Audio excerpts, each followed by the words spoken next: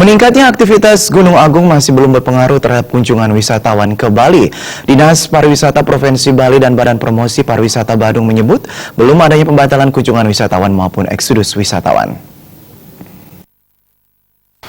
Kepala Dinas Pariwisata Provinsi Bali, Ana Agung Gede Yuniarto Putra mengatakan aktivitas wisatawan yang hendak berkunjung ke Bali masih normal.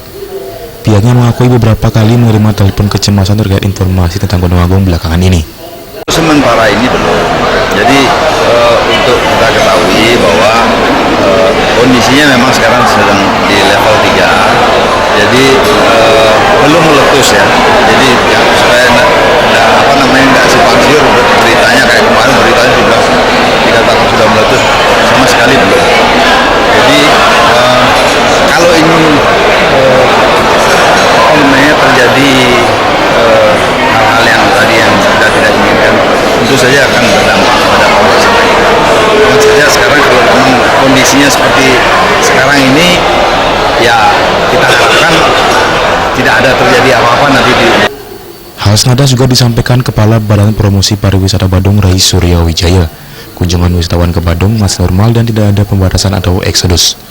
Apalagi menurut Rai Surya Wijaya, pihak otoritas bandara belum mengeluarkan nota atensi. Sejauh ini sudah ada semacam konfirmasi atau pembatalan wisatawan? Oh belum, pembatalan belum ada, tapi pertanyaan ada memang. Kita sudah jelaskan, jadi tidak perlu dikhawatirkan untuk hal seperti itu.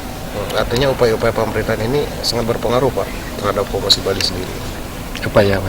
Upaya pemerintahan yang masih sumir ini. Oh iya, ya, tentu nanti akan bisa membahayakan itu. Ya, maka dari itulah kita harus objektif ya kalau berita-beritanya itu, jangan sampai justru shoot back kita. Yuniarto dan Rai Surya Wijaya juga menyayangkan adanya pemberitaan media asing yang mengatakan Gunung Agung meletus. Mereka mengimbau apapun pemberitaan yang menyangkut perkembangan kondisi Gunung Agung agar disajikan secara akurat dan valid serta dari sumber yang kompeten dan valid. Karena gitu,